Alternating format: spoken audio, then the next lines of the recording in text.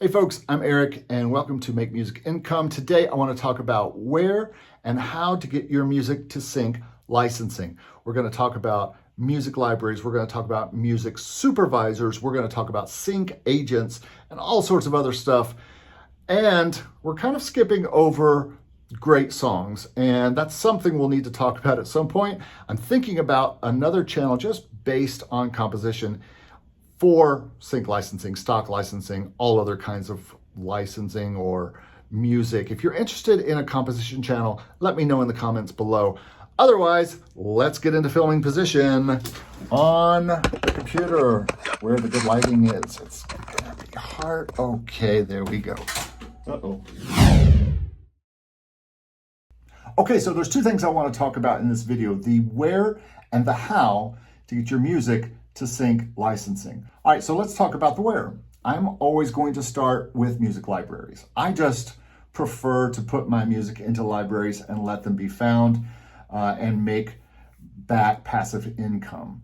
I am not one who wants to do a lot of hit and miss pitching with people, and that's probably one reason why I'm not a crazy person about Taxi. While that is one of the things we're going to talk about here in just a minute, I just like working with libraries that want my music and want to put it out into their libraries to be found by music supervisors who are looking for music. Now, I know this is not the only way music supervisors find music or music is found. It's just the best for me. I like to make music that I want to make that I think is going to be useful for sync licensing, and then I want to pitch it to music libraries and get it in and then let it be found and move on to new music. That's just me.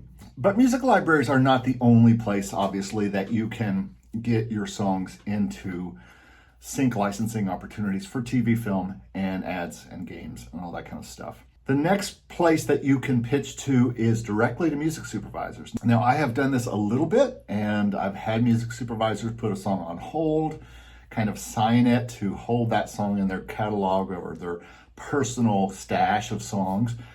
But that's probably not my favorite, mainly because that means every time I have songs, I have to really be working on personal relationships with dozens and dozens of people. Now, I'd love to have music supervisors and sync agents and people who are always looking for songs on an email list and send them out new songs as I have them. But I put out so much material that it would be just impossible to continue to do that all the time. The next place to pitch songs to is to sync agents. And these are people who are working with composers and artists, and they basically are working similar to music publishers and similar to agents or managers. Now, I'm no expert on sync agents, but I have been watching a lot of videos and podcasts and stuff from Mark Frazier, who runs SyncSummit.com, and he also has Sync Summit on Facebook, a very nice group on there. But sync agents are something you should check out. It might be right for you. Another way to get your songs out into music licensing is someone I've already talked about already, and that is Jesse at SyncMyMusic.com. He has a great PDF that he is refreshing right now and that will be available soon.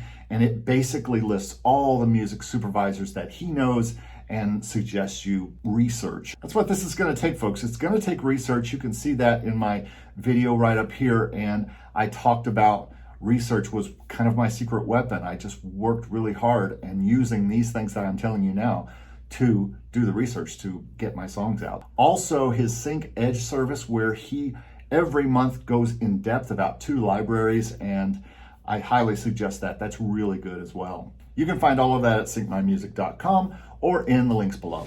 Then you've got services like Taxi.com, which I did a review of right here, Broadjam.com, and Songtradr.com, which I did a review of right here. These are companies that offer opportunities. You pay them somehow to be part of them. Taxi, you certainly pay to be part of. Broadjam, you pay per pitch, I believe. Songtradr takes a percentage if you get a license through them. There are other ones I'm sure that I'm missing, but those are the 3 main ones that a lot of people swear by, especially Taxi and Broadjam. I am not one of those people, only because I prefer to pitch for free. And I think you can do that. And we'll talk about how to pitch for free in just a minute when I get through this list. From there, folks, it's really just about online research and about networking. Online research to Google. A great place to start on Google, if you want to learn about libraries and find out about libraries and just find out what people are saying about them, is check out the musiclibraryreport.com. Super great resource, and about every month or two, maybe 3 months, I will just sign up for a week just so I can just do some research on there and see what people are saying about the library, see if there's anybody I missed that I need to submit songs to. And this is for the stock side and the sync side, so check out musiclibraryreport.com. That's really good information there. Go to YouTube. Hello, here you are, right here at YouTube. You're already watching me. So watch more videos like this. Watch videos from Jesse at SyncMyMusic. There are other people. You can do searches for sync licensing and find things. Do your research. There's lots out there to find. And then go to Facebook and go to Facebook groups. There are some great sync licensing Facebook groups I'm part of. We also have a Discord channel that we talk about all kinds of licensing, and you can find that down in the description below. We're having some really good discussions in there about everything related to licensing, making income with music, all sorts of stuff. All right, so that's a little bit of the where. Let's talk a little bit about the how. So with music libraries, we'll start there. First of all, you got to have great songs. We'll talk about that later. Second, you have to find the right music libraries to send your stuff to. Well, how do you do that? Well, you do the research I was talking about, and you go to the places that I was just talking about. Once you find those libraries, then you can start to approach them. And guess how much that cost? $0. $0 to search out on the internet, find some libraries that have similar styles as you. There's a lot of Sony BMG libraries, and you can search that way. You can kind of find libraries that maybe are more boutique and they have songs that are like yours. You can find libraries that focus on trailers if that's what you do. You can find those things online. It's not rocket science to do a little Google searching. And so all you have to do is type in exclusive music libraries or exclusive sync libraries. Believe me, you'll find some. Then once you have the songs and you have the libraries you want to send to, then you're in the position I was when I sat down one day in November and just banged out some emails to 5 libraries that I'd kind of identified and sent them a cover letter. And if you want to see that, you can see that back in my last video where I talk about how I did that. This is very important. Make sure you're emailing the right email address, because sometimes a library will have an email address that's not for composers to send stuff to. It's for people to email them about other things, or it's for clients. And you do not want to email your composer email to an email that's meant for clients. That will really make some people mad. So don't do that. Find the right email. Usually there's a submissions email somewhere on the site. Look around the site until you find that and then use that email. Second, send the right email. Send an email that really is short and sweet. Give them a link that goes somewhere they don't have to download anything, where they can just listen. That can be SoundCloud, Disco. There's several places. That could be your website. Jesse on SyncMyMusic.com will always say send people to your own composer's website. I don't disagree with that, but I think a SoundCloud is just as good. I wouldn't send people to Spotify or to Apple Music. Some people don't have subscriptions to those. Send them to something free and quick where they can listen and not have to download anything and not have to belong to anything, and just make it easy for them to listen to your music. Be prudent in your email. Don't type in a bunch of stuff. Don't talk about yourself too much. Maybe a line or two. Don't ask anything from this library. Again, refer to my last video if you want to see what I said. Now, let's talk about sending out an email to lots of different libraries with the same link. You got to be very careful. I sent about 4 or 5 libraries the same link, and I was lucky because I didn't have all 4 or 5 libraries come back to me and say, yes, I want all those songs. That would have been uncomfortable.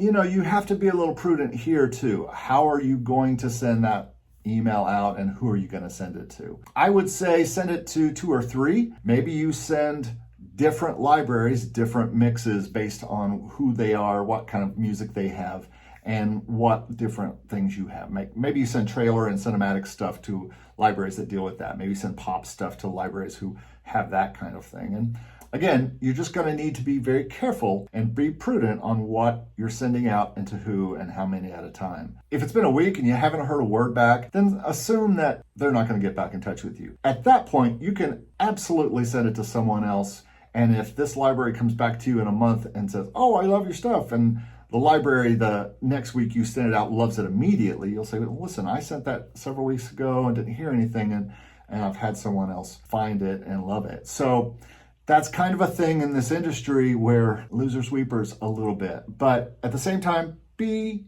somewhat prudent on how much you send out. Don't send the same SoundCloud link to 20 libraries on the same day. That's just not what you should be doing. And then be patient. Try to wait a little while after you send an email to a library and wait it out. Maybe you wait a week and you start writing and you're working on other things. If they don't get back to you, send it to someone else. Also be patient on your replies to libraries. Don't auto reply the second they reply to you. And if you send an email out and a couple hours they send an email to you, wait just a minute before you email them right back. No one wants to think they're in a text conversation with a new composer. One thing I do a lot is I will use Gmail to schedule emails going out. And sometimes that's a prudent thing to do to make sure, this should really be called the prudent way to do music stuff. That might just be a good idea when you are sending stuff to people so they won't feel like you're treating this like a text conversation and you're respecting their time. As I talked about earlier, dealing directly with music supervisors is not my first choice. It's not the first thing that I do, but I have done it before, and they're usually very nice and usually love to get good links of good music. Now, this isn't where you're going to send albums and albums of material. This is where you're going to send something to them because you think they might need it. For instance, the Sync Summit site from Mark Frazier, a lot of times on his videos, he is interviewing music supervisors and they are talking about what they're looking for right now. So if you have something and it's perfect for them, that's an excuse to email them. And a lot of times they'll give their email in that conversation because, hey, they put it out there. They're expecting people to send them something. And believe me, they're hoping something amazing happens. Well, what are you waiting for? I don't know. Something amazing, I guess. Another thing you can do is use IMDb, which stands for Internet Movie Database. You've probably used this before. I use it all the time to see who actors are in certain shows or whatever, but you can also use it to find out who does the music supervision for TV shows, movies, things like that. Jody Friedman actually talks about this in a great video on his channel. I'm going to put that link below on how to use IMDb to find music supervisors. Again, just like in music libraries, make sure you are using the right email to contact them. A little bit about you. All they want to know is that you have a song for them that they can use. Hey, I saw that you are the music supervisor on this show on IMDb. I think I have some great music for that show that's in the style of what you've already used. So why don't you take a look, and here's a link for you to listen to. Okay, and sync agents. Now this is the one I know the least about because I haven't really worked with a sync agent, but pretty much the same rules apply. Have great songs, send prudent emails. Now I will say about sync agents, they do seem to be a little bit more interested in artists that write rather than just composers. Now I'm not saying they never work with composers, I'm sure they do, but from what I've seen, sync agents seem to really love artists who write because they love that artist persona.